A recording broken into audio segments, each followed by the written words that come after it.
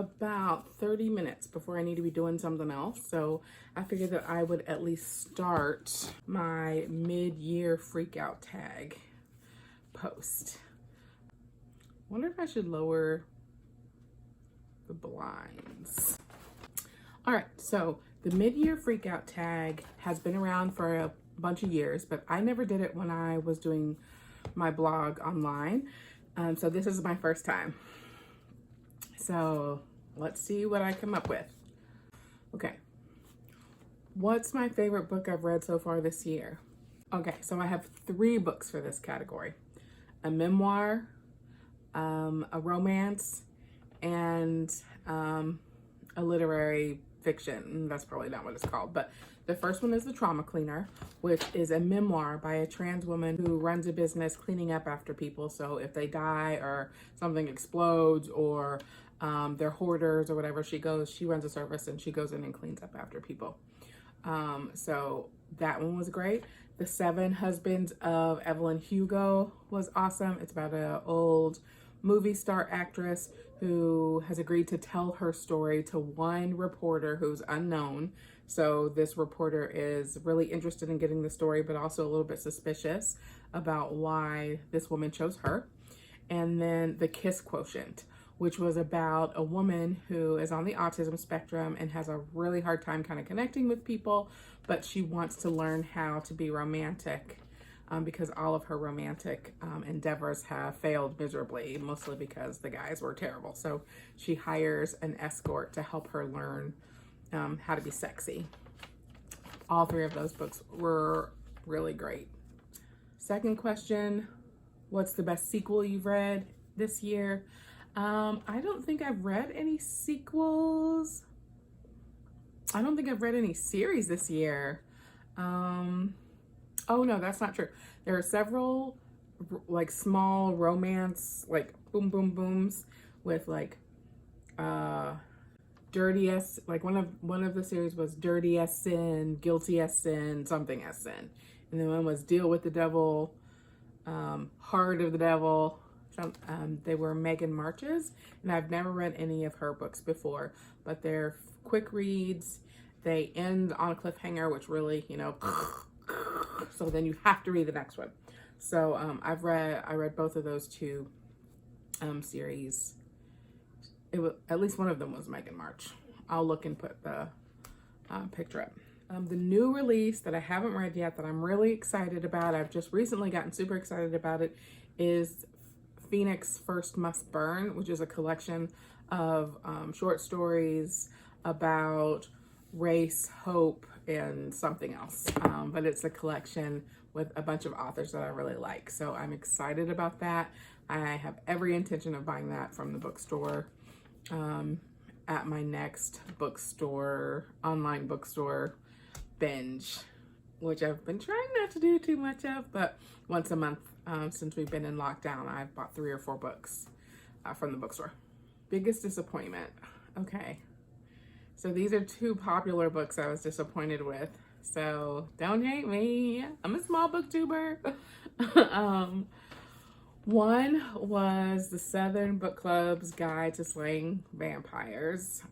It was too long to be interesting all the way through. There were pockets of interesting things, but then the characters were not really that likable. The main character, didn't really care for her. So, but I really liked the idea of the story, and I decided kind of in the middle that I wasn't really loving the book and still felt like I had to finish it. So I think that says something for the story. So I'm glad I finished it, and I'm also glad it's over. The other one was Black Girl Unlimited. So I liked it, but I was disappointed because the summary was about a young girl who discovers her powers as a witch or wizard or something like that. And so I was really ready for this fantasy book, but the story and her powers are really more metaphorical in terms of her resilience through some of these hard things.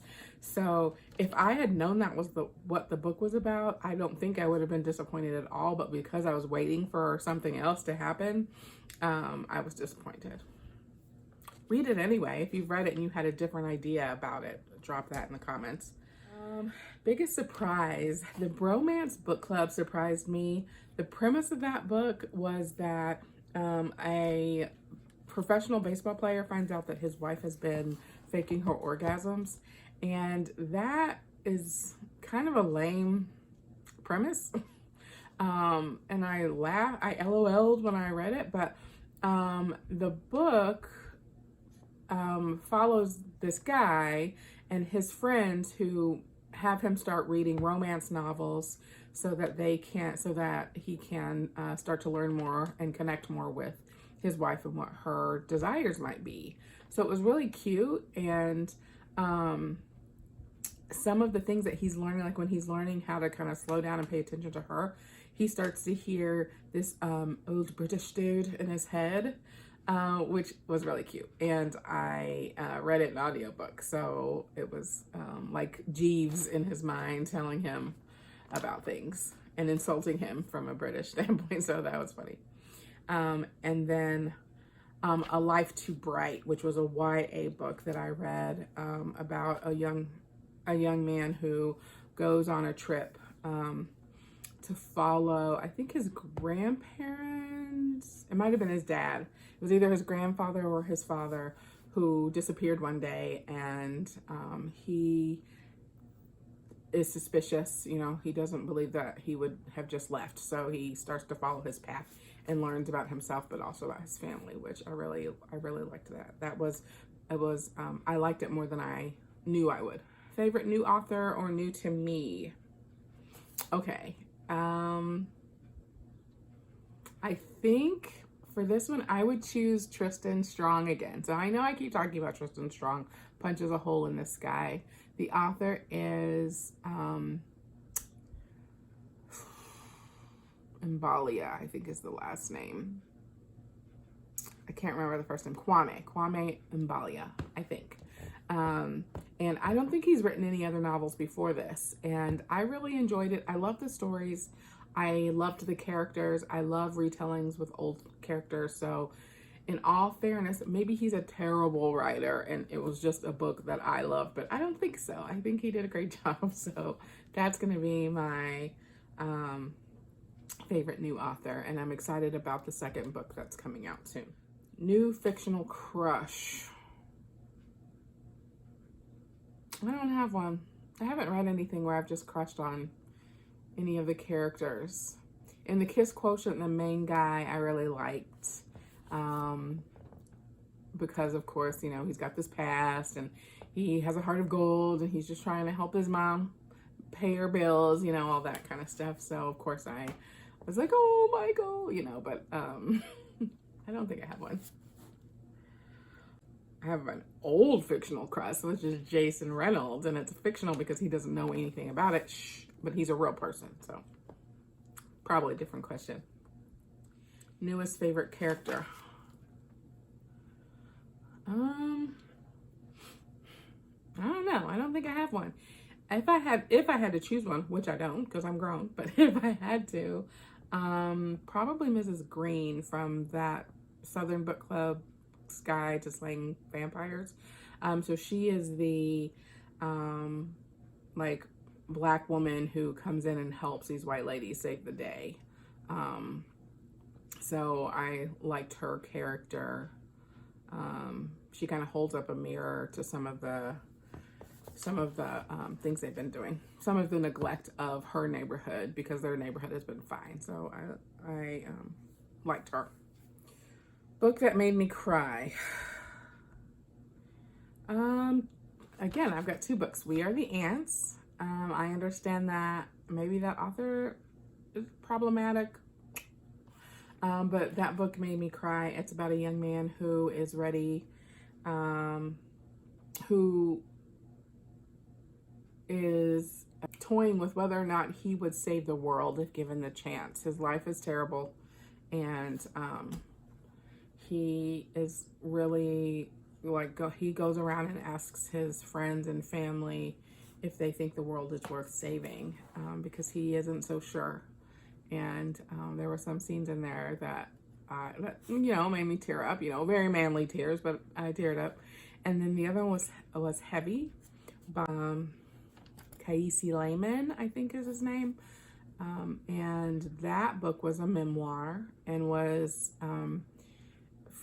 him growing up in a low resource neighborhood and kind of seeing bad things happen all around him. But it was really about his relationship with his body and with food, and how when he was young, he used food as a soother.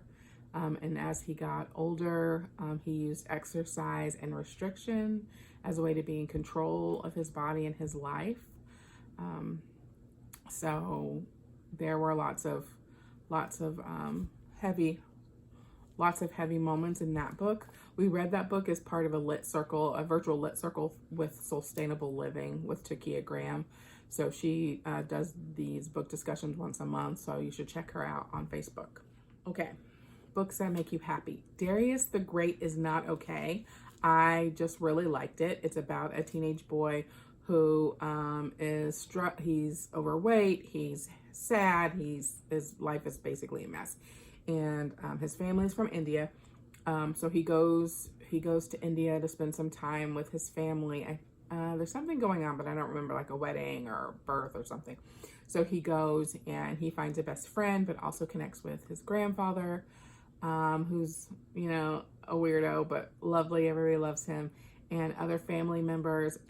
There aren't any romantic things going on, which I kind of expected there to be, and there wasn't. But it was just a nice, lovely story about connecting with your family and finding hope in your friendships. And I really liked it. And so that makes me happy. And then the Dactyl Hill Squad, which I read last week, which is about a fight during the Civil War, imagining that there were dinosaurs to help soldiers. So dinosaurs are domesticated, which is a little bit outlandish, very outlandish, right? Dinosaurs did not exist when people existed. And they would have had to exist for like the world up to how we got to the Civil War probably would have been much different if there were still dinosaurs, right? So it's ludicrous, and I loved it, and it was a lot of fun. It's middle grade, and I'll probably be recommending it because I have people who ask for recommendations for 12-year-olds all the time, and it was really great. Favorite book to film adaptation this year. Book to film adaptation. I understand some people watch movies. I do sometimes, but not a whole lot these days. Was Harley Quinn this year? I saw Harley Quinn this year, and that I read those comics, so I really liked that. That's all I got. Favorite review you've written this year? Favorite video? I really liked my chapters 1 idea, which I took from someone else. And my most recent read out loud was Anansi and the Moss Covered Rock. And I really like how my hair looks in that video. So I'm going to pick that one. What most beautiful book you've bought so far this year? Crescent City is a beautiful looking book. But also Felix Ever After are beautiful books. So I'll pick those. What books do you need to read by the end of the year?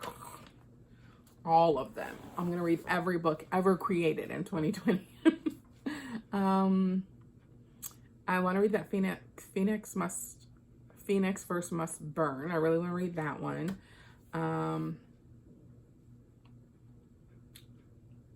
I don't know, a lot. Maybe I'll think of some and come back and tell you. But right now, I gotta go. Bye.